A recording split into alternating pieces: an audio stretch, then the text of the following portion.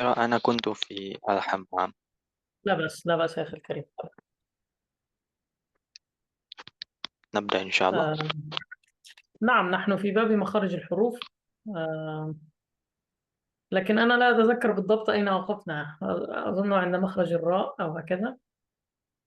نعم. من يتذكر من الحضور آخر ما أخذنا مخرج الراء أم ماذا؟ مخرج النون يا شيخنا، مخرج النون. نون. مخرج النون ولم نأخذ مخرج الراء. لما طيب. آم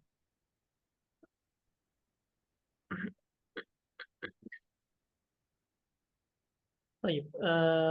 نبدأ مباشرة إن شاء الله أستاذ جمال الدين، ثم أظن بعد نهاية المخرج ممكن نأخذ شيء في الصفات، يعني أظن هكذا. نعم. الحمد نعم. لله رب العالمين، أشهد أن لا إله إلا الله وحده لا شريك له، ونشهد أن سيدنا ونبينا محمدا صلى الله عليه وعلى آله وصحبه وسلم عبد الله ورسوله. وبعد، مرحبا بكم في هذا اللقاء المتجدد في شرح متن الجزرية المباركة. نسأل الله تبارك وتعالى التوفيق والسداد. وقفنا عند قول الناظم رحمه الله تعالى: والنون من طرفه تحت تجعل، والراء يدانيه لظهر أدخل. آم، تفضل يا أستاذ بهذه المقدمة ثم نبدأ إن شاء الله. نعم. Eh, Baik, mohon maaf agak terlambat. Saya tadi ke toilet terlebih dahulu. Bismillahirrahmanirrahim. Kita akan mulai daurah kita. Syekh sampaikan marhaban. Ya, selamat datang di pertemuan yang baru kali ini, di Sabtu pagi ini. Kemudian semoga Allah memberikan taufik kepada kita, ya insyaallah, amin ya rabbal alamin.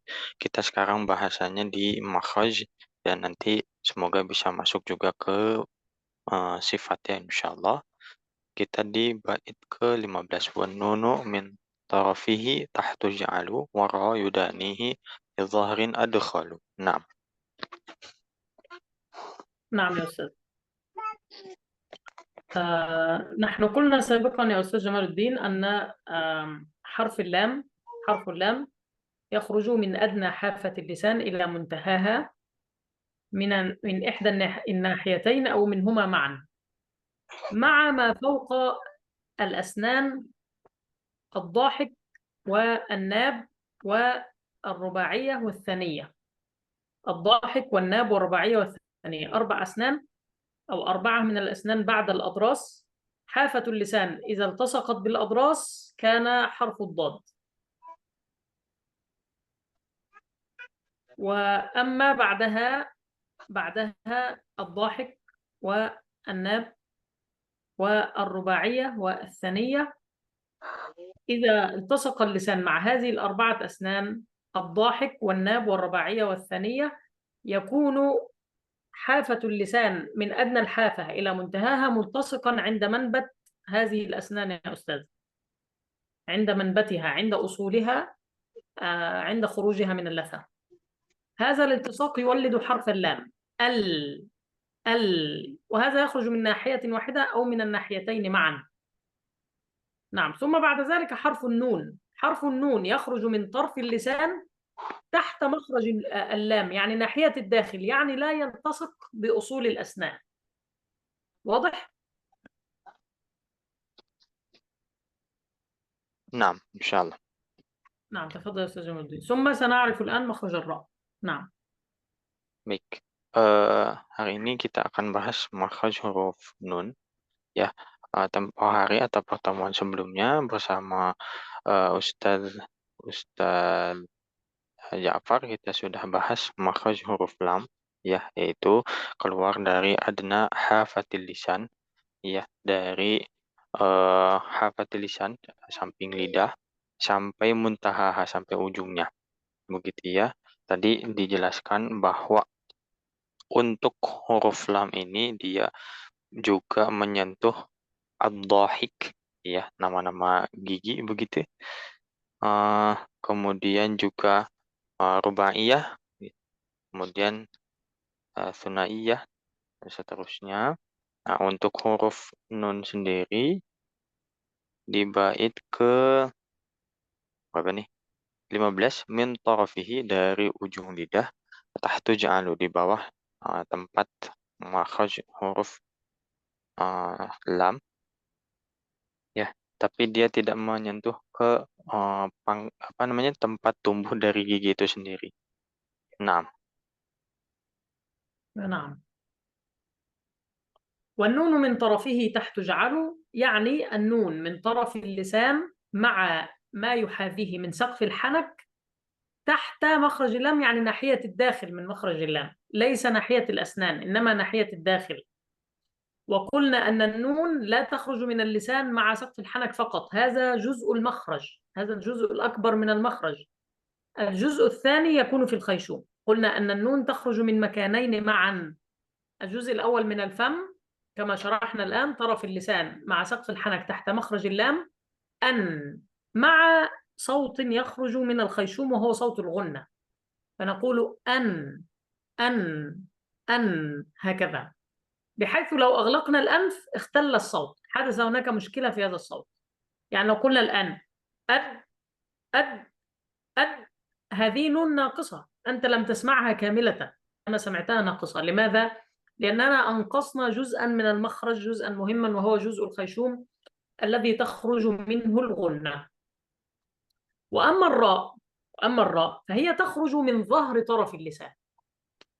يعني لو افترضنا أن هذا هو اللسان وهذا طرفه، هذا طرف اللسان، اللام تخرج من هنا من أدنى الحافة إلى منتهاها، والنون تخرج من الطرف لكن تحت مخرج اللام. الراء تخرج من ظهر الطرف، ظهره يعني فوق، يعني فوق اللسان هكذا، هذا يلتصق هذه المنطقة من الطرف، ظهر الطرف يعني من فوق، تقف عند مكان نسميه مكان التحزيز في الحنك يا أستاذ جمال الدين.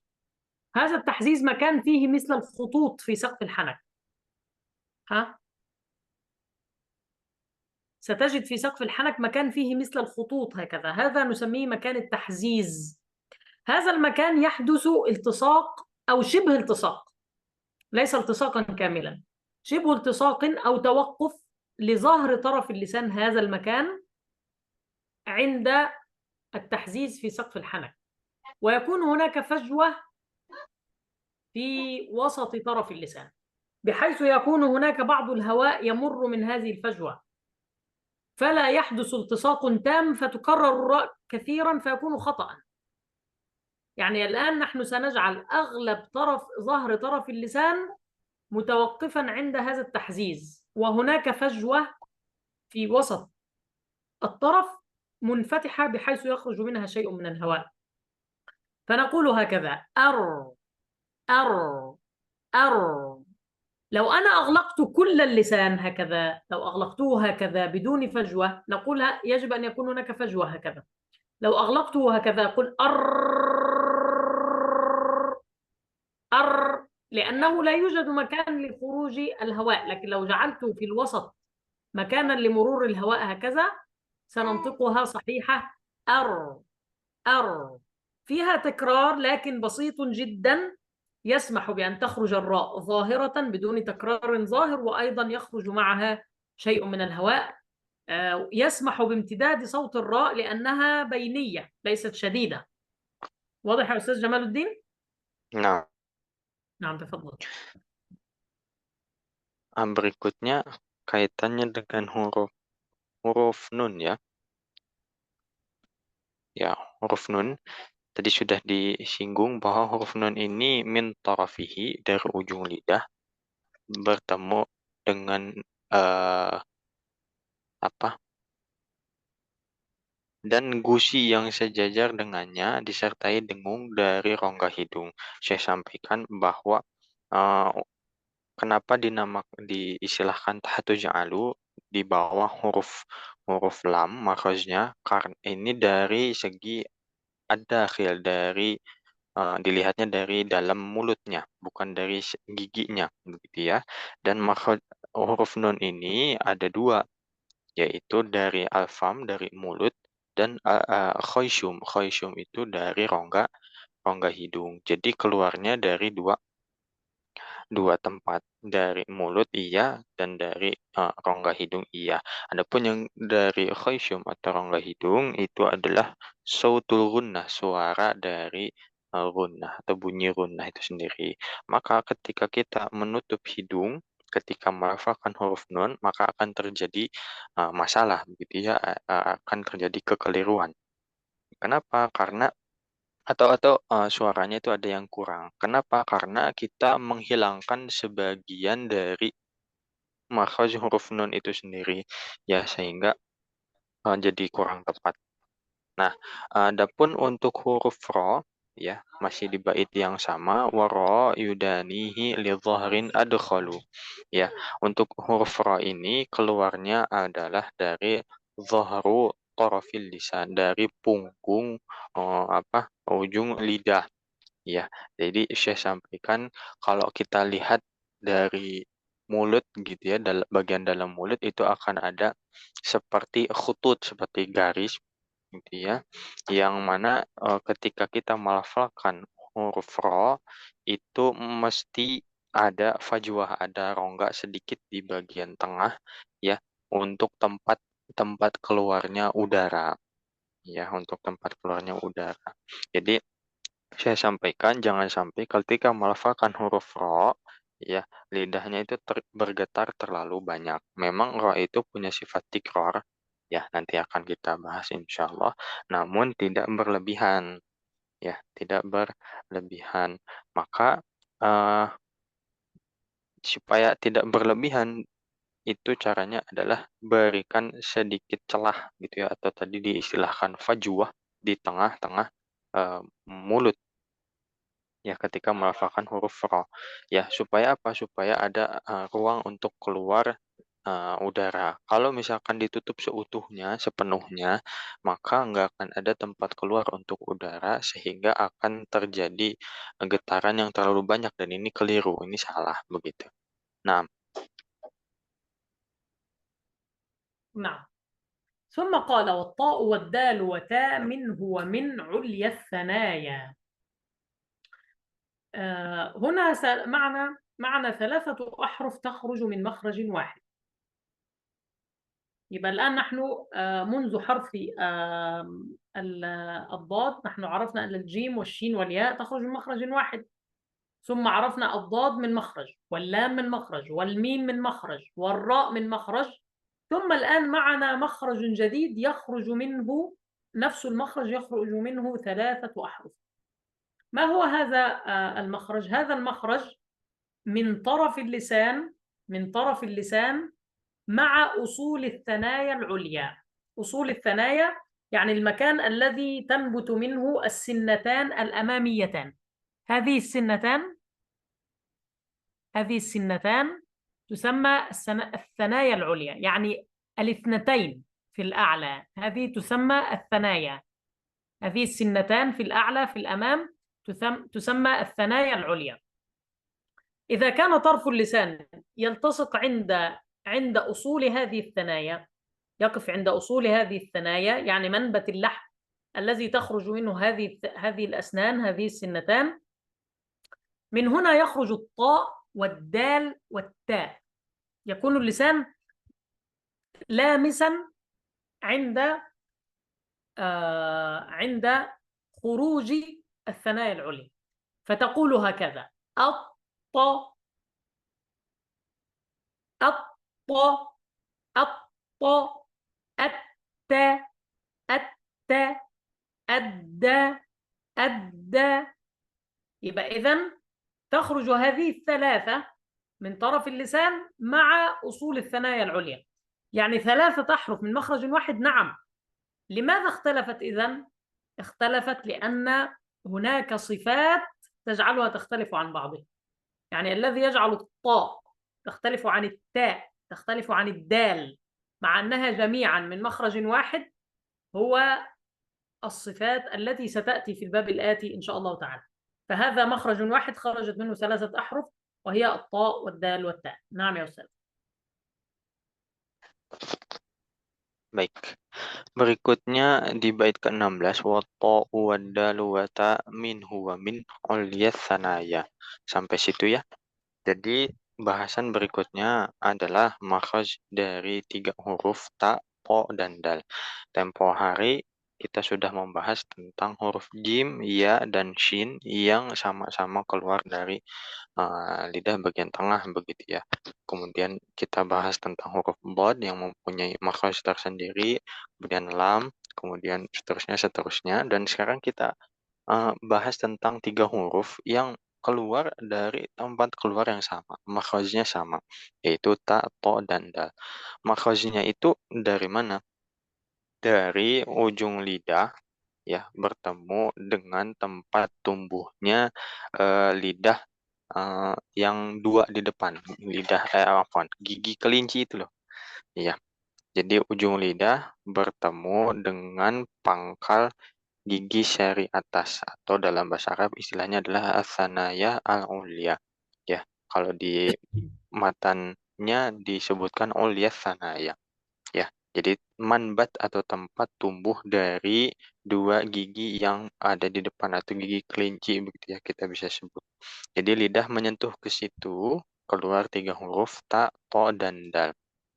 Lalu, apa yang membuat mereka itu berbeda begitu ya, kan makhrajnya sama. Yang membuat mereka berbeda, ta, to, dan dal itu adalah sifat-sifat yang mereka miliki ya, dan itu akan dibahas di bab berikutnya, di bab sifatul huruf insyaallah. Naam.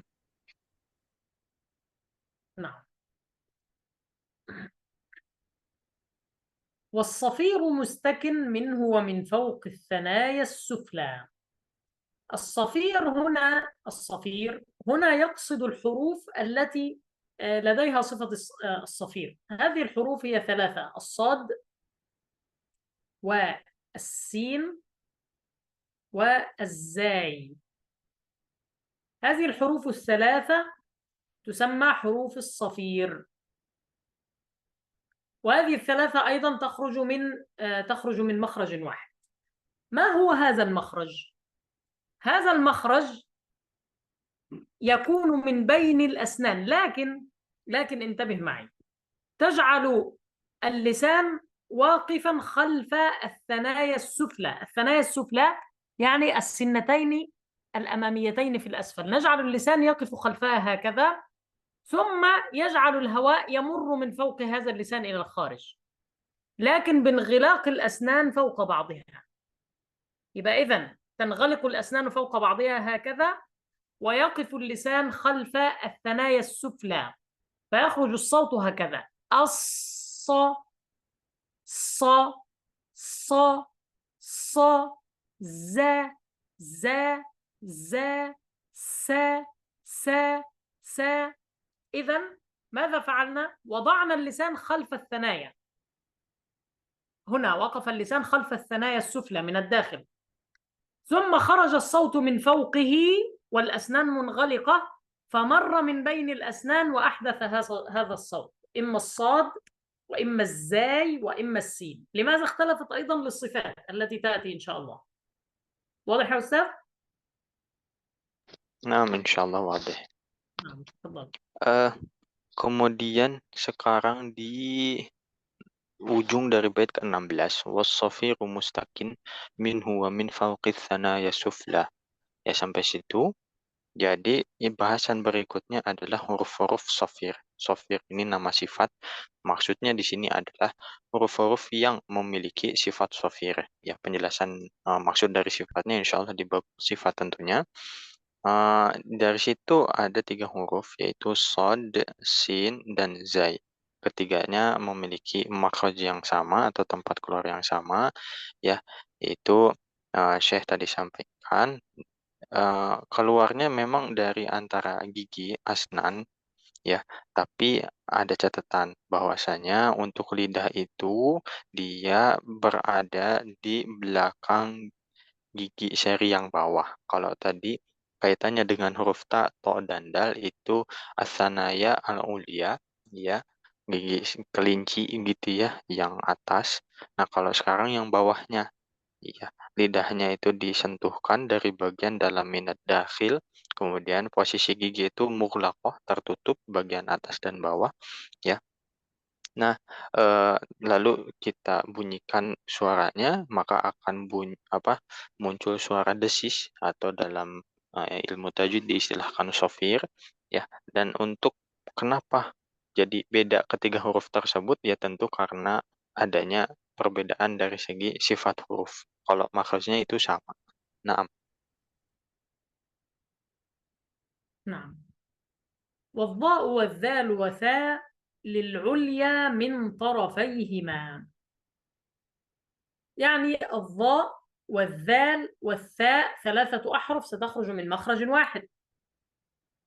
هذه ال3 أحرف الضاء، الضاء،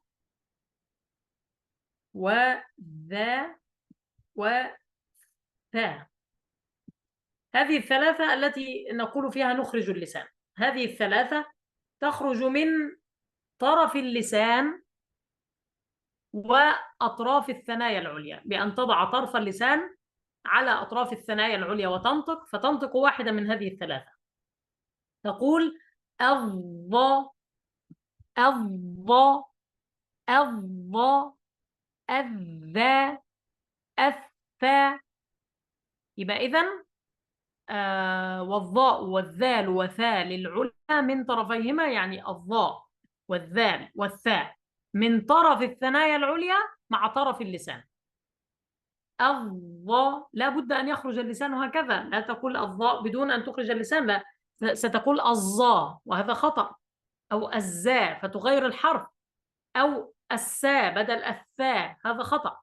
عندنا 3 أحرف مخرجها هو طرف اللسان مع طرف الثنايا العليا، يعني السنتين في الأعلى، فنقول أض، أض، أض، أذ، أذ، أث، أث، هكذا.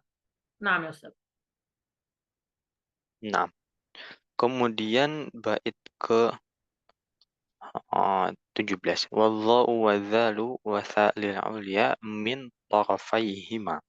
Jadi bahasan kita berikutnya adalah 3 huruf, yaitu huruf dha, dha, dan tha.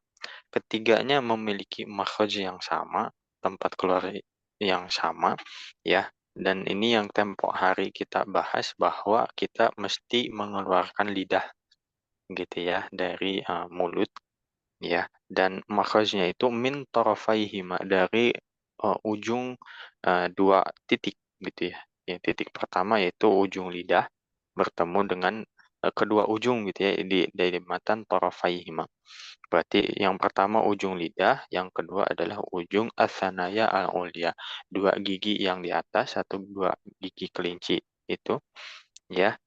Dha, dha, tha. Nah, untuk lidah itu mesti keluar. Kalau enggak, maka itu akan terjadi kesalahan dan bahkan bisa jadi tertukar hurufnya. Bukan dha, dha, dan tha, melainkan huruf lain. Misalkan zai seperti itu. Nah, نعم. ومن بطن الشفة فالفاء مع أطراف الثنايا المشرفة، يعني هذا مخرج جديد يخص حرفا واحدا، هذا الحرف هو حرف الفاء. الفاء كيف تخرج من بطن الشفة؟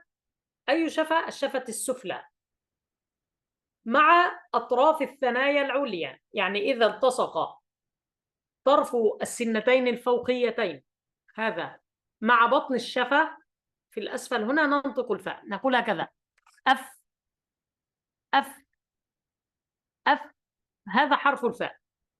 يبقى إذن ومن بطن الشفة يعني هذا داخل الشفة السفلى مع أطراف الأسنان في الأعلى، نقول أف، أف. من هنا مخرج حرف الفاء، ومن بطن الشفة فالفاء يعني حرف الفاء مع أطراف الثنايا المشرفة، يعني التي تشرف عليها يكون مخرج الفاء. نعم يا أستاذ. nah. Berikutnya falfa ma'a atrafi thanayal musyrifah, afwan. Wa min batni syafah falfa ma'a atrafi thanayal musyrifah. Berikutnya adalah makhraj baru yang khusus menjadi tempat keluarnya huruf fa, ya, yaitu dua gigi di atas, ya gigi kelinci tadi, ya, bertemu dengan batnus syafah, perut bibir bagian bawah. Ya, atau Syekh tadi sampaikan dakhilus syafah as-sufla, bagian dalam dari bibir bawah, ya, dan itu keluar huruf fa, ya. 6.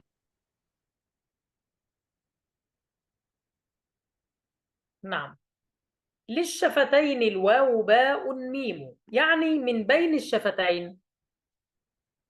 الشفتين يخرج 3 أحرف: الواو والباء والميم. الواو تخرج بانفتاح ما بين الشفتين مع تدوير بينهما، يعني ندور الشفتين وتكون هذه الدائرة مفتوحة فيخرج حرف الواو. أو أو أو لاحظ أن الفم مفتوح ليس مغلقا. أو هكذا. لكن الباء والميم تخرجان من بين الشفتين بانغلاق الشفتين، بانطباق الشفتين، فنقول أم وأب، أب أب وأم. أما الواو أو بتدوير الشفتين مع انفتاح ما بينهما أو مثل الدائرة هكذا فيخرج حرف الواو. إذن الواو والباء والميم هي الحروف الشفوية، يعني الحروف التي تخرج من بين الشفتين، لكن كما شرحت الواو تخرج بانفتاح الشفتين مع التدوير بينهما، وأما الباء والميم فتخرج بانطباق الشفتين وانغلاقهما. نعم. Nah, kemudian bait ke-19, lisyafataini alwawu baun mimu. Jadi sekarang bahasanya tentang syafatain, kedua bibir. Keluar 3 huruf, yaitu huruf wawu, ba, dan mim. Nah, cuman pendetailannya untuk huruf wawu itu kita membuat seperti dairah, seperti lingkaran begitu ya. At-tadwir tadi disampaikan bikin lingkaran, bikin bulat begitu, dan posisi mulut itu terbuka, artinya tidak tertutup seutuhnya, ya. Kemudian untuk huruf ba dan mim itu akan muncul suaranya bintibaqi syafatain, dengan bertemunya dua bibir dan dengan tertutupnya, ya. Tidak seperti huruf waw. Kalau huruf waw itu kan ada rongga begitu. Kalau huruf ba dan mim tidak ada rongga. Jadi seutuhnya tertutup antara bibir atas dan bibir bawah gitu ya. Nah, نعم. ثم قال وغنة مخرجها الخيشوم، يعني الغنة التي تصاحب النون والميم والإخفاء والإدغام. هذه الغنة هي صوت لذيذ هكذا يخرج من الخيشوم. الخيشوم هو فتحة تحت الأنف متصلة بالفم في الداخل هكذا، في الداخل جدا هناك فتحة بين الأنف والفم، هذه الفتحة نسميها الخيشوم. هذه يحدث منها الغنة، يخرج منها الغنة المصاحبة لصوت النون والميم. أقول أن. هذا الصوت من أين يأتي؟ يأتي من هذا الخيشوم. إذن فالغنة هنا وهي صفة تكون في النون والميم وفي الإخفاء والإدغام وهكذا، هي صفة لها مخرج تخرج من الخيشوم. نعم. nah, berikutnya bait 19, wa ghunnatun makhrajuha al-khayshum. Dan gunnah itu makhrajnya adalah al-khayshum. Gunnah itu termasuk sifat juga, ya, yang mana akan kita temui pada huruf nun, huruf mim, atau ikhfa, atau pada idgham, ya. Dan makhrajnya atau tempat keluarnya adalah khayshum. Tadi saya sampaikan bahwasanya ini akan keluar dari bagian yang disebut fathah atau bisa dibilang rongga begitu ya, yang terletak di antara al-anf, antara hidung dan al-fam, dan mulut. Ya, jadi untuk guna ini sifat yang keluar darinya itu ada nun, mim, kemudian ikhfa dan idgham. نعم.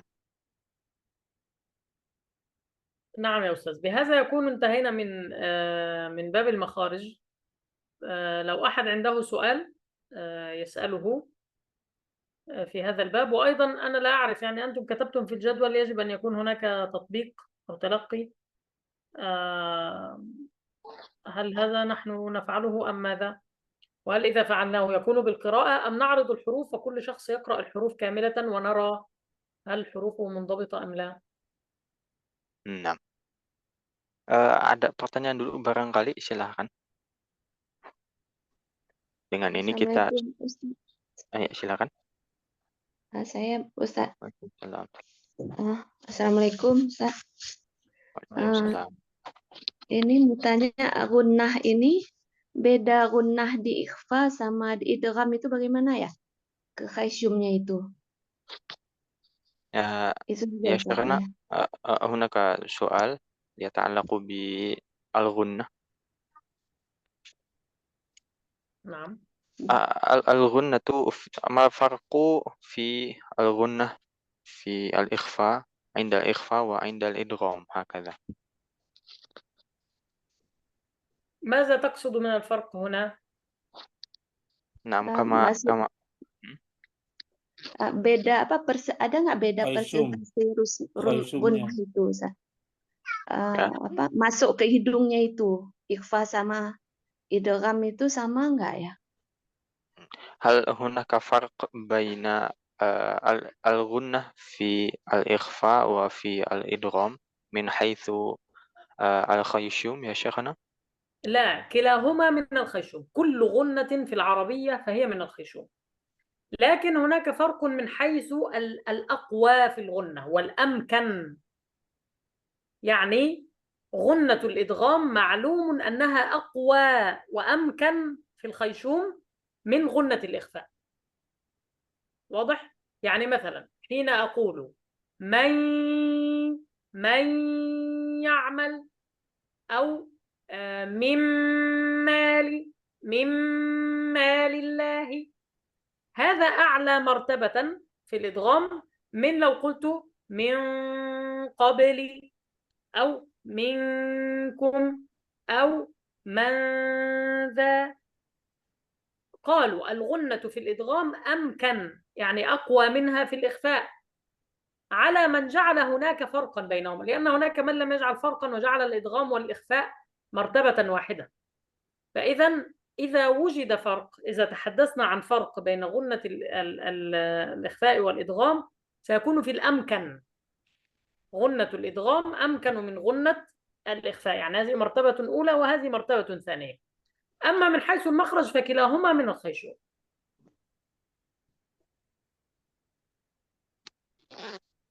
نعم.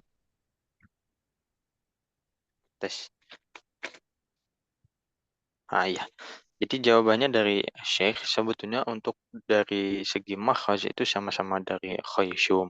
Adapun kalau kita bahas soal perbedaan ya antara gunnah yang terjadi ketika kita mempraktekkan ikhfa atau mempraktekkan idgham, maka ada perbedaan di mana idgham ya, pada idgham, gunnah pada idgham maksudnya itu lebih amkan atau maksudnya lebih kuat ketimbang ikhfa. Ya, tadi Syekh memberikan contoh pada kata mayyamal, kemudian mimma lillah, ya, bahkan disebutkan bahwa untuk gunnah yang terdapat pada idgham itu a'la martabah, ya, yang paling martabat yang paling tinggi, level tertinggi dari gunnah. Ya, jadi ketimbang ikhfa levelnya di atas, lebih kuat begitu ya. Nah, itu bagi yang membedakan. Adapun yang tidak membedakan juga ada. Jadi ada juga versi atau mungkin mazhab ya bisa dibilang yang mengatakan bahwa ikhfa dan idgham itu pada level yang sama. Nah, adapun dari segi makhraj keduanya sama-sama dari memang dari khaysyum. Jelas ya Bu ya? Ya, baik Ustaz. Jazakumullah khairan. Ahsanallah. وإياكم آمين. لكي يعني نتمم الفائدة يا أستاذ جمال الدين، قالوا أن الغنة مراتبها على 5 مراتب، أو على 5 مراتب. المرتبة الأولى في المشدد، يعني النون أو الميم المشددة. لما أن، هذه المرتبة الأولى، يعني أقوى غنة تكون في المشدد. المرتبة الثانية تكون في المدغم. المرتبة الثالثة تكون في المخفى، يعني في الإخفاء. المرتبة الرابعة تكون في المظهر، يعني في النون الساكنة المظهرة. من آمن لهم آية، هكذا. المرتبة الخامسة تكون في المتحرك. واضح يا أستاذ؟ واضح إن شاء الله. هذه المراتب مراتب قوة وكمال الغنة وليس شيء آخر. نعم كلها تخرج من الخيشوم، كل هذه المراتب تخرج من الخيشوم. نعم. نعم. Ini supaya lebih lengkap begitu ya pemahaman kita terkait dengan level atau tingkatan dari gunah. Jadi gunah itu ada 5 maratib ya, 5 tingkatan. Ya, yang pertama itu pada musyaddad, nih di layar ada sebetulnya ya, musyaddad. Musyaddad itu bertasydid. Berarti kondisi ketika nun bertasydid atau mim bertasydid, inna misalkan. Ya, dan disampaikan bahwa ini adalah aqwa gunnah, yang paling kuat gitu gunnahnya. Yang kedua adalah mudgham. Ya, berarti idgham gitu ya. Gunnah yang terdapat pada idgham di level kedua. Level ketiga yaitu mukhfa, ya. Gunnah yang terdapat pada ikhfa. Yang keempat itu adalah muzhar, berarti nun mati ya, yang dibaca izhar, dibaca jelas.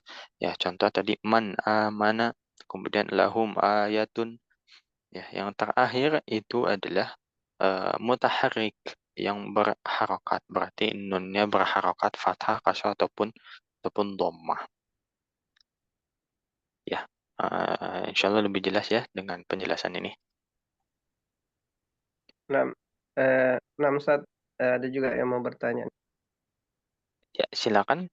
Iya. Ini Ustaz, misalkan kayak huruf mim dan nun, setelahnya itu ada mad. Bagaimana cara membacanya? Misalnya mim,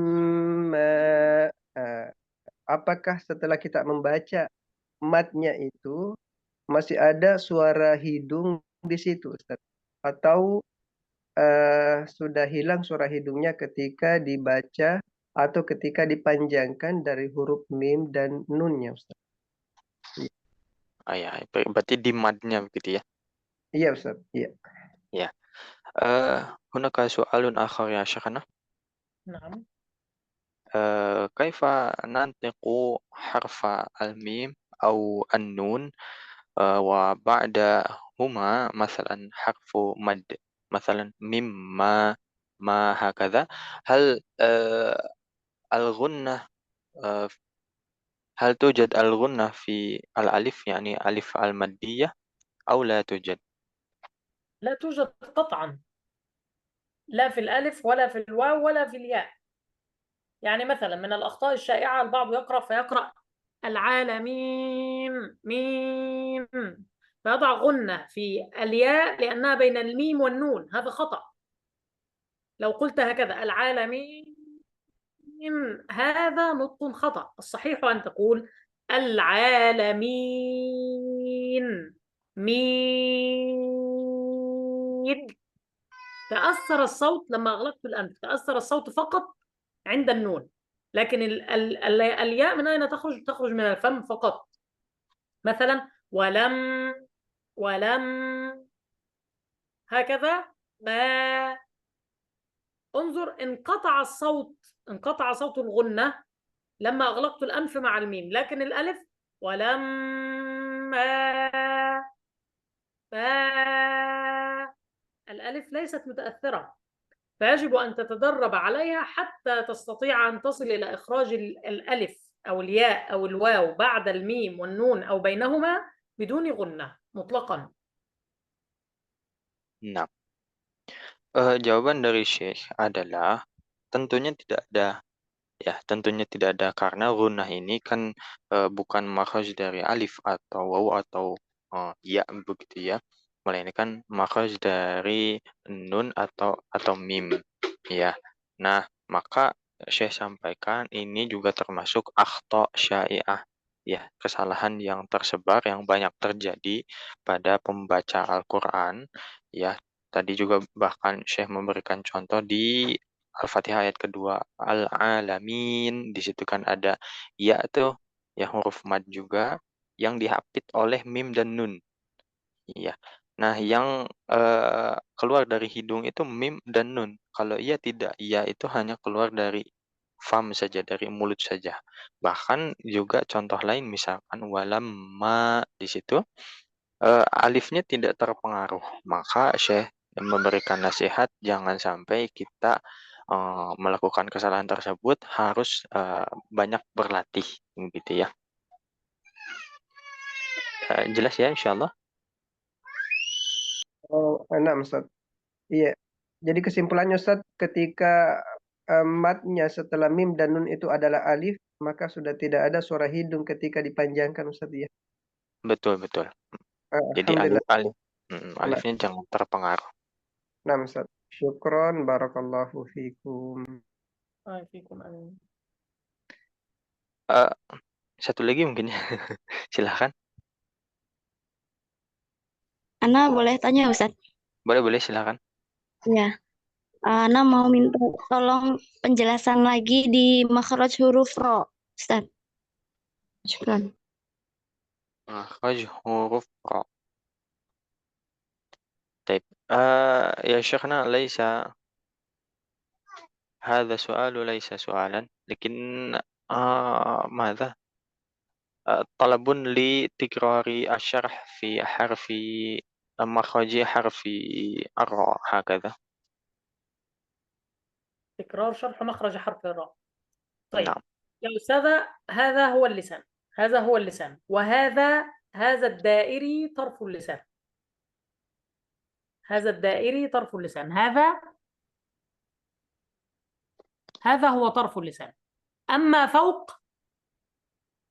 فوق الطرف هذا ظهر طرف اللسان، مثل هنا، ليس هنا، هذا هو الطرف، وأما هذا ظهر الطرف.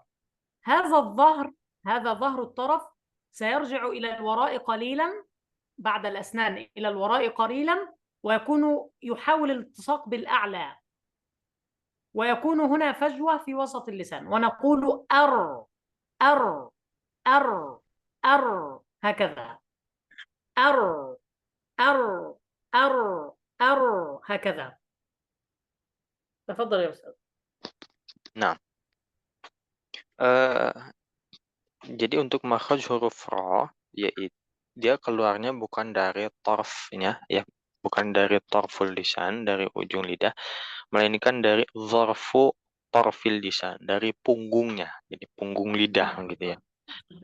Zahr, nah, dari bagian atas ya.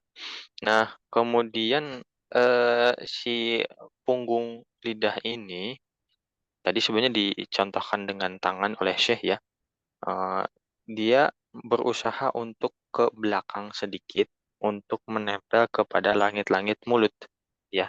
Dan jangan lupa sebagaimana sudah dibahas bahwasanya ketika melafalkan huruf ra itu mesti ada fajwah atau ada rongga sedikit di bagian tengah supaya ada jalur atau tempat keluar dari hawa, dari udara supaya tidak terjadi bergetarnya atau tikrarnya berlebihan begitu. Ya.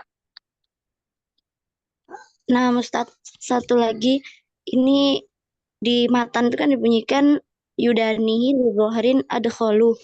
Nah, ini adkholunya itu maksudnya gimana? Lidzohrin adkholu itu. Nah, سؤال آخر يا شيخنا نعم. يتعلق بالمتن يدانيه في مخرج الراء يدانيه لظهر أدخل. ما المقصود بأدخل في المتن؟ يا أستاذ يعني ناحية الداخل أكثر. نحن قلنا أنا نبهت على هذا، لكن ربما لم يتضح في الترجمة أو هي لم تنتبه.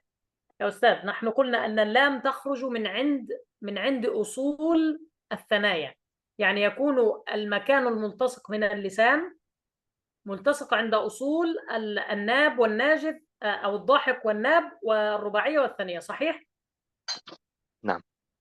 ثم النون إلى الداخل قليلا، يعني تحته، يعني إلى الداخل قليلا، يعني طرف اللسان لا يلتصق عند الأسنان، إنما يكون إلى الداخل، ملتصق في سقف الحنك لكن إلى الداخل ليس ناحية الأسنان. ثم الراء أدخل ناحية وسط الحنك، واضح؟ يعني نعم. في آخر مقدمة الحنك. ولذلك قلنا عند منطقة التحزيز، منطقة التحزيز هذه يا أستاذ هي منطقة ارتفاع الحنك إلى أعلى. الحنك يا أستاذ فيه قعر هكذا، صح؟ فيه قبة هكذا يا أستاذ جمال الدين. نعم. الحنك يكون فيه قبة، هذه القبة يا أستاذ هكذا، لحظة، الحنك فيه قبة هكذا، صحيح؟ وبعد نعم. هذه القبة امتداد هكذا ثم الأسنان، السنة هنا، الأسنان العليا هنا، واضح؟ وهنا نعم. امتداد قليل، ثم بعد هذا الامتداد قبة. عند بداية هذه القبة، يعني هذه المنطقة، هذه المنطقة يا أستاذ جمال الدين، هذه المنطقة هي ما يمكن أن يوجد فيه التحزيز الذي قلت عليه، وهذا أدخل في الداخل أكثر من مخرج النون وأكثر من مخرج اللام. هذا معنى يدانيه لظهر أدخله، يعني لناحية الداخل أكثر، لأن نحن نقول أن النون من طرف اللسان، صحيح؟ نعم. طيب من طرف اللسان مع ماذا؟ مع سقف الحنك. سقف الحنك أين؟ بعد مخرج اللام. طيب الراء من ظهر طرف اللسان، هل من نفس مكان النون؟ لا، ليس من نفس مكان النون، إنما أدخل قليلا، يعني إلى ناحية الداخل بالنسبة لسقف الحنك. فهمتني؟ نعم. نعم. إذن أدخل هنا اسم التفضيل هكذا. من المبالغة أكثر، يعني ناحية الداخل أكثر. أدخل نعم. بمعنى ناحية الداخل أكثر. نعم. من ناحية. نعم. Jadi ini kan urutannya jawaban dari Syekh ya. Ya urutannya mungkin tadi afwan kurang jelas di terjemahnya ya. Kan di bait 14 itu sudah dibahas di pertemuan sebelumnya bahwasanya huruf lam itu dari adnaha limuntahaha ya, dari hafatul lisan ya, sebagaimana sudah dijelaskan juga, sampai muntaha, sampai ke ujungnya, menyentuh ke beberapa gigi yang sudah disampaikan tadi, dhahik, kemudian rubaiyah dan seterusnya. Nah, kemudian di bawahnya itu ada makhraj huruf nun di bait ke-15, wa nunu min tarafi tahtu ja'alu, tahtu di bawahnya sedikit. Ya. Nah, kemudian ke bawahnya lagi ini dari bukan dari sudut pandang giginya tapi min nahiyatid dakhil, dari arah dalam begitu ya, dari arah dalam. Kemudian wara yudanihi li dhahrin adkhalu. Ya, maksudnya di sini adalah di lebih bagian dalam lagi itu adalah huruf ra begitu ya. Min nahiyatid dakhil aktsara. Saya sampaikan begitu. Jadi dari bagian dalam lebih banyak begitu. Iya. Jelas insyaallah? Nah, Ustadz, syukur. Afwan Jazakumullah. Ustadz, Jelas, Ustaz, jelas. Anda boleh menanyakan sedikit tentang roh tadi biar lebih jelas, Ustadz? Silakan. Ustadz, Anda cuma mau memastikan tadi kalau tidak salah Anda dengar penjelasan Syekh kalau roh itu bukan ujung tapi ini ya, zorotnya ya, punggungnya gitu. Punggungnya itu kalau selama ini ya sebagian orang berpikir punggungnya itu yang di bawah itu Ustadz. Jadi apakah benar punggung itu yang di depan torof gitu, masuk sedikit dari torof? Cuma itu aja yang mau Anda tanyakan. Roh, huruf roh. Masuk dari gimana tadi? Kan menurut yang saya dengar tadi, kata syekh itu huruf ra itu bukan dari ujung lidah tapi dari punggung gitu. Ya, Yang namanya dhahrun. punggung itu apakah yang di bawah lisan ini melengkung ini ke dalam atau yang di sini gitu, yang di atasnya. Punggung itu yang mana gitu. Afwan, ini saya yang jawab karena tadi sebenarnya Iya. dijelasin oleh saya. Di Nah, atasnya, Bu, bukan bawah atasnya. oh gitu. Yang berarti yang ini ya, ini di Ah, depan torof, di depan ujung berarti. Ujung kan ini nih. Ujung berarti yang ini. Berarti ini di Iya, sini. iya. Iya, Iya, Bu. di situ. Tadi diberikan contoh oleh saya Iya, juga pakai tangan gitu. Syekh mencontohnya seperti itu. Jadi selama ini yang kebanyakan orang Indonesia menganggap yang ujung, yang punggung itu yang ini, yang di dalam ini, yang di bawah gitu. Berarti salah ya, yang di atas berarti punggung ya. Iya, Nah, syukran. afwan. يا شيخنا قبل قليل فقط للتأكيد وطبعا قد شرحتم إن شاء الله ولذلك أنا أجيب مباشرة. نعم. لكن المهم تكون متأكدا يعني. نعم إن شاء الله. طيب. طيب يمكن نحن لكن على كل نطبق. حال أنا سعيد جدا بسؤال الأستاذة عن فهم كلام المتن. أنا أهتم جدا بفهم المتن، ولذلك أنا سعيد الأستاذة التي سألت والراي داني لظهر أدخله ما معناها. هذا سؤال جميل ومهم جدا، وأنا سعدت أن هناك من يهتم بهذا. نعم. Nah, alhamdulillah. Ya, saya senang karena tadi ada yang bertanya kaitannya dengan lidhahrin adkhalu tadi ya. Ini pertanyaan bagus sekali ya, dan ini penting sekali untuk dipahami bersama gitu ya insyaallah. طيب يا شيخنا يمكن نحن نطبق المخارج في هذا اللقاء وإن شاء الله طيب لو هل سنتكلم. عندك لوحة للحروف كاملة يا أستاذ؟ لوحة يعني مثل ورقة هكذا توجد فيها الحروف كاملة، أو أنا أرسلها لك وتعرضها؟ يمكن هكذا يا شيخنا، أنا لم لحظة.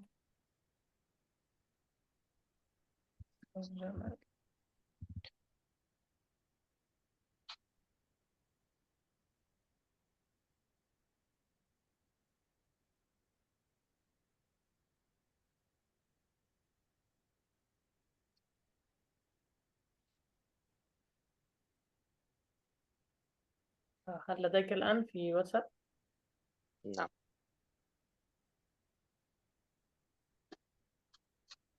Ya, Syekh kirimkan foto ke saya via WhatsApp. Saya akan tampilkan di layar terlebih dahulu kaitannya dengan makhraj ya.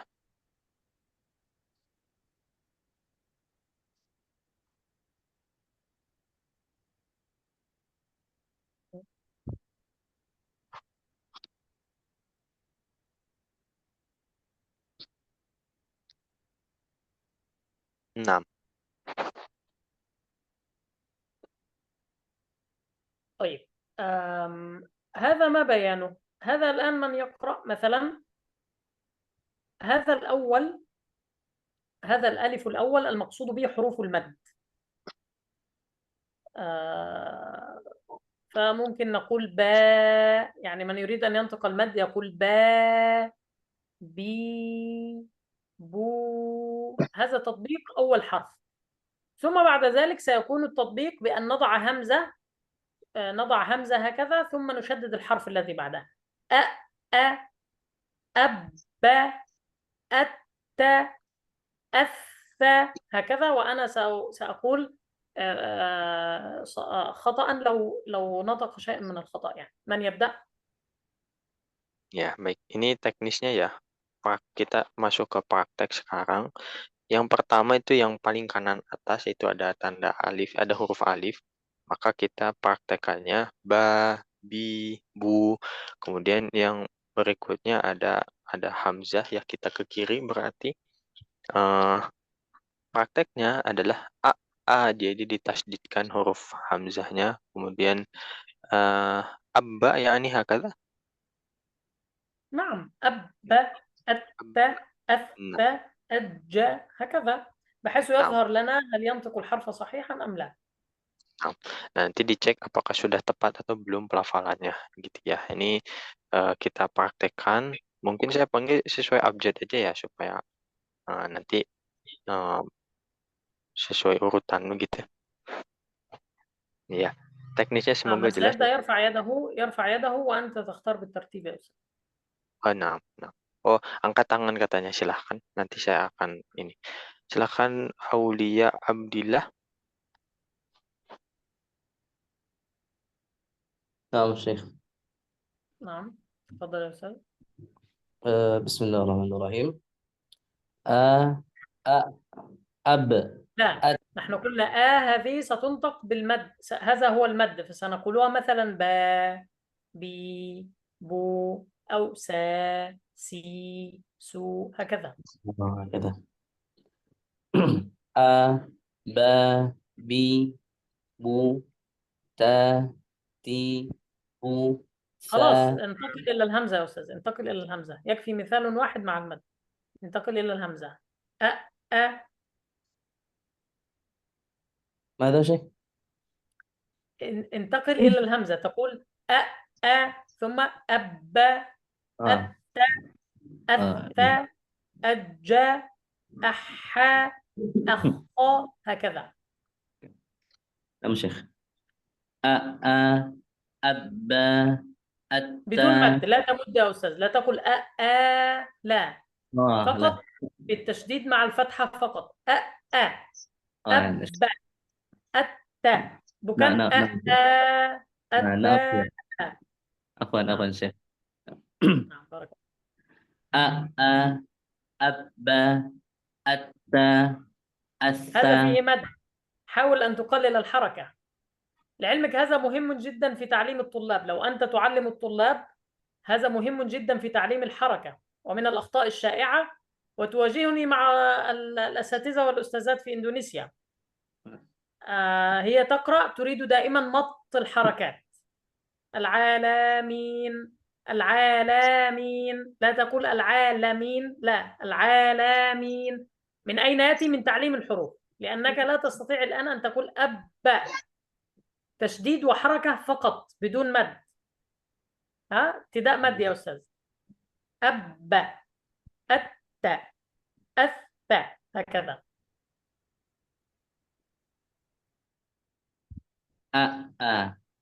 أب أتا أثا أج أح أخ أد أذى الراء الزا. نعم، لكن الراء اجعلها إلى الأمام قليلا، أنت هكذا تجعلها قريبة أكثر إلى وسط الحنك، اجعلها قليلة، لا تقل الراء، لا،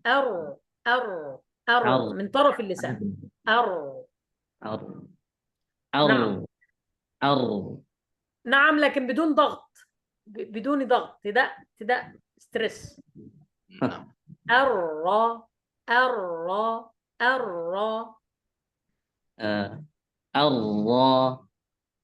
طيب هذا أفضل. الزا بدون مد. الزا.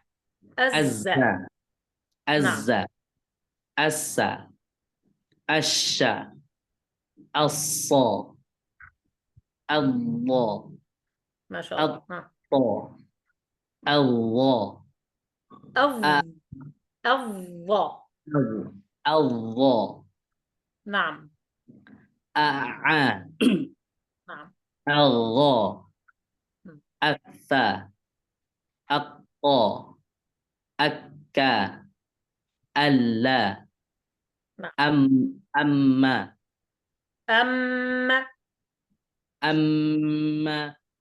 نعم أن نعم أها نعم أويا نعم. أيا. ما شاء الله، أحسنت يا أستاذ أولياء، بارك الله فيك يا أستاذ، شكرا لك. شكرا يا شيخ. شكرا لك. نعم. Ya, baik. Berikutnya silakan Mimi Suryani. Namun Ustaz. أبا. أولا المد يا أستاذة، با، بي، بو، هكذا. Madnya dulu. A. Ya Ustazah, Abba. katakan ba, bi, bu. Ba. Bi. Bu. نعم أحسنتي. هيا. A. نعم. Abba. Atta. Asa. Ajja. لا يا Aha. أستاذ، أجا. الجيم من وسط اللسان ليس من طرف اللسان، من الوسط يا أستاذ. أجا. أجا. Ajja. طيب هذا أفضل. ها. Aha. Akha. Adda. Alla. نعم. Arra. Azza. نعم. Assa. مم. Asha. Assa. Allah. نعم. Allah. الطا. طا. طا. Allah. نعم. Allah. مم. A'a. نعم. Agha. Affa. نعم. Aqqa. Akka. مم. Alla. Amma. نعم. Anna. نعم. Awwa. أه. Aha. نعم. Awwa. نعم. Ayya. نعم أحسنت يا أستاذة، بارك الله فيك. Asik barakallah. Jazakallah khairan. شكرا لك. Ya, baik. Berikutnya Khairuddin Nur. Ya. Ustaz. Ba, ta, sa, لا يا أستاذ، با، بي، بو، حرف واحد فقط مع المدود الثلاثة. ba, bi, bu, أحسنت. a, نعم. abba, نعم. atta, assa, ajja, aha, akha, adda, azza, arra, أذى. لا لا لا، أذى. azza, لا، أذ. ضع اللسان جيدا. أذى. azza, طيب. azza, arra, الراء. arra.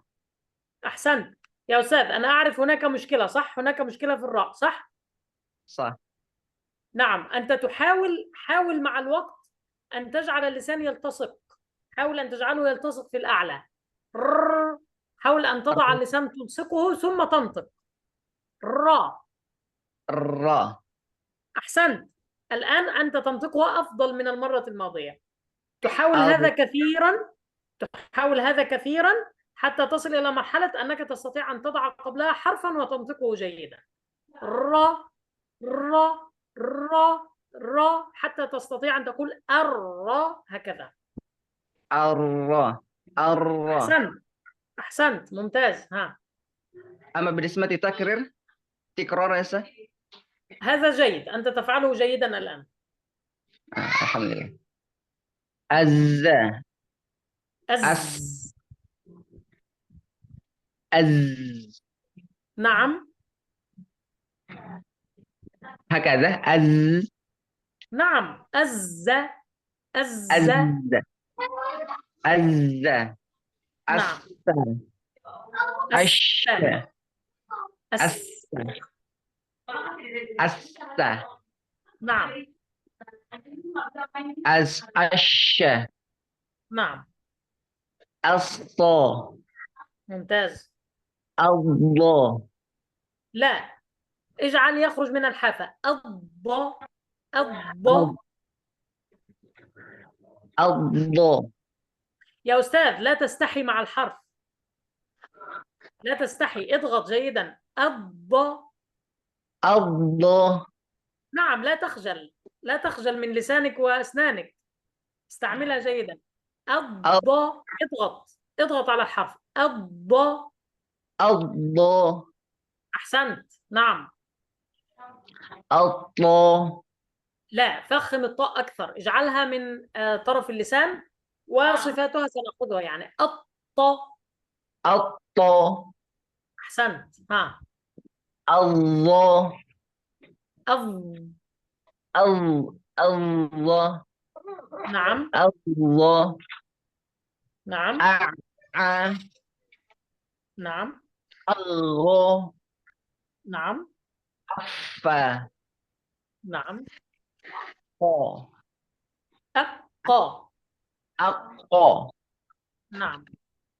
أكا نعم. ألا أما أن أها أوا أيا.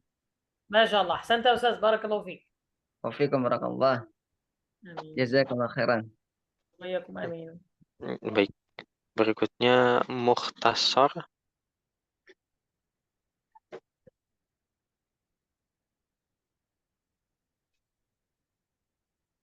Silakan. Oh ya. Terus saya ulangi. A, I, U, نعم. A, Abba, Atta, Affa, نعم. Ajja, لا، أح أجا. أجا. جا، اجعلها من جا وسط اللسان يا أستاذ. جا. جا جا أجا. أجا نعم. أحا أخا مم. أدى أذى نعم. الله أزى أسفى أشى الصى نعم. الله الطى الضى ما شاء الله. نعم. أعى نعم. أغى أف أغ. أغ. أغى أغى نعم. أفى نعم. أقى نعم. أكى نعم. ألا أما أن نعم. أها أوى أيا. ما شاء الله، أحسنت يا أستاذ، بارك الله فيك. وبيك وفيكم بارك الله. آمين. Nah, berikutnya Nur Amalia.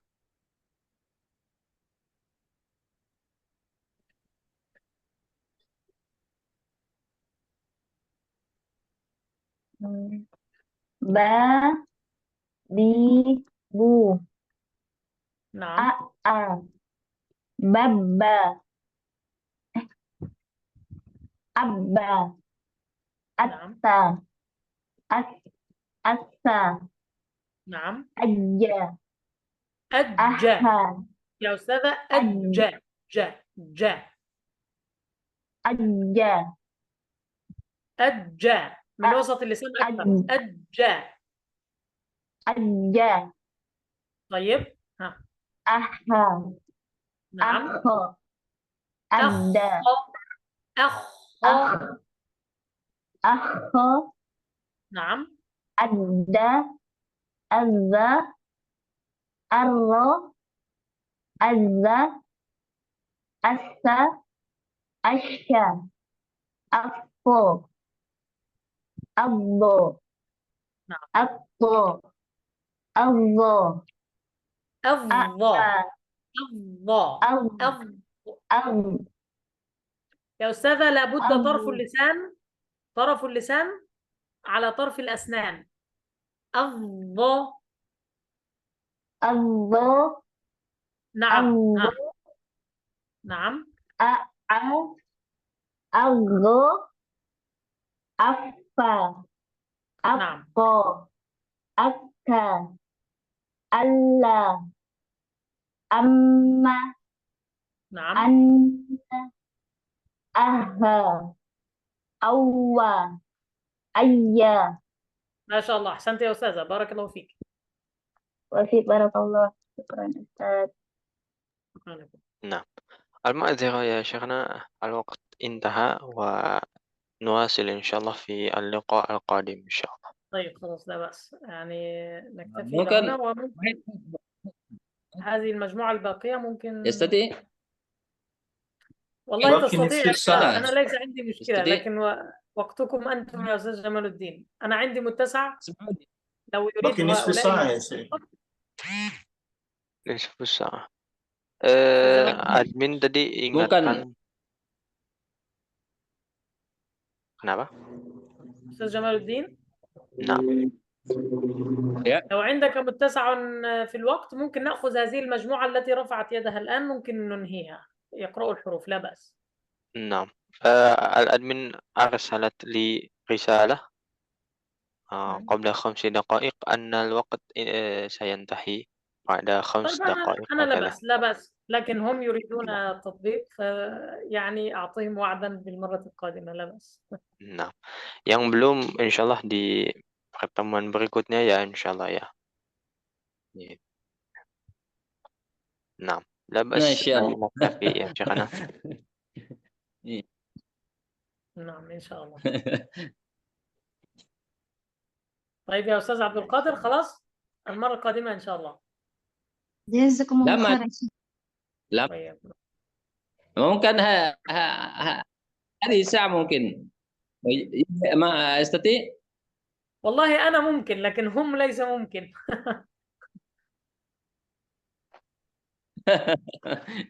أنا ممكن، لكن iya. LTE وقتهم ينتهي. نعم. Ya, فإذا نعم. ممكن في نعم إن المرة شاء الله. القادمة لا إن بأس. شاء الله. طيب. وإذا يا نعم. أستاذ جمال الدين، لو أحد عنده إلى سؤال الآن إن في شاء باب الله. الخارج، لو أحد عنده مشكلة، لو أحد وجد أن مخرج أي حرف غير ما شرحناه أو غير ما قاله الإمام ابن الجزري، يسألنا فيه في المرة القادمة، يسأل لماذا، يدونه الآن، يسجله عنده، ثم يجهز السؤال المرة القادمة، لماذا يشعر بهذا، وأنا سأشرح له. ربما هو خطأ، ربما هو يفهم خطأ، ربما هو يشعر المكان خطأ، هكذا. لكن لا بأس من السؤال في أي شيء، أي شيء غير واضح اسألوا فيه، لا بأس. Nah, nah. Bagi yang belum praktek, pertemuan berikutnya insya Allah. Itu pertama. Kedua, bagi yang mungkin ketika mempraktekkan kok masih kurang tepat, masih keliru, ya disiapkan, dicatat begitu ya, disiapkan untuk ditanyakan di pertemuan berikutnya insya Allah. Nanti insya Allah akan dijelaskan oleh Syekh, ya barangkali ada salah paham gitu ya dari segi teori atau seperti apa, nanti dijelaskan, dijawab oleh Syekh gitu insya Allah ya. نعم إذا Nah, ننتهي. karena جزاكم الله خيرا كثيرا، نسأل الله تعالى أن Tapi يجعل هذا punya المجلس. نعم يا أستاذ. أنا أطلب منكم نمرة خطيبنا. طيب لا بأس. أعرف كيف. استطيع. نعم تستطيع يا Yes. أستاذ. Mungkin ini. لا أعرف كيف ترسل له يا أستاذ أم ماذا؟ نعم هكذا يمكن. طيب هو يحتاج إلى رقم واتساب إن هاتفه، شاء الله. فممكن تعطيه له إن شاء الله. طيب يا أستاذ. نعم. خلاص يا أستاذ عبد القادر، أستاذ جمال الدين سيعطيه لك، لو لم يعطيه لك تسألني في المرة القادمة وأنا سأعطيه لك إن شاء الله.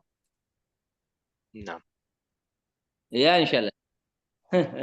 Jazakallah. Insya Allah. طيب أو ممكن نكتبه هنا، لا أعرف.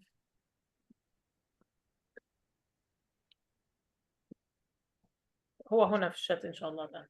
طيب نسأل الله تعالى أن نجعل هذا المجلس المبارك في ميزان حسناتنا أجمعين. نسأل الله أن يهدينا بالقرآن ونصلحنا بالقرآن، وأن يبارك لنا في أعمالنا وأعمارنا وأوقاتنا وذرياتنا وأهلنا بالقرآن العظيم. نسأل الله أن يجعلنا جميعا من أهل القرآن الذين هم أهل الله وخاصته.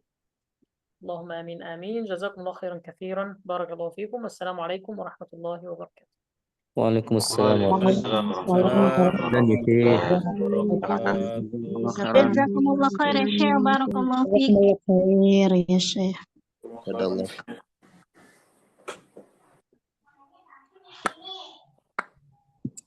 Bedek lapar. Bedek lapar.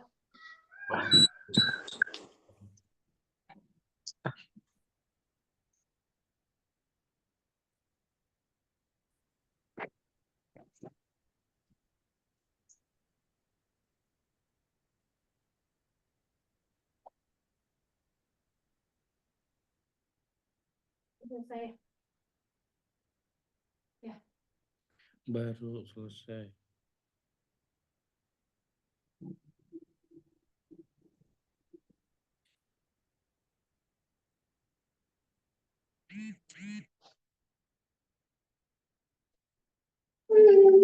فطرت وإذا الكواكب انتثرت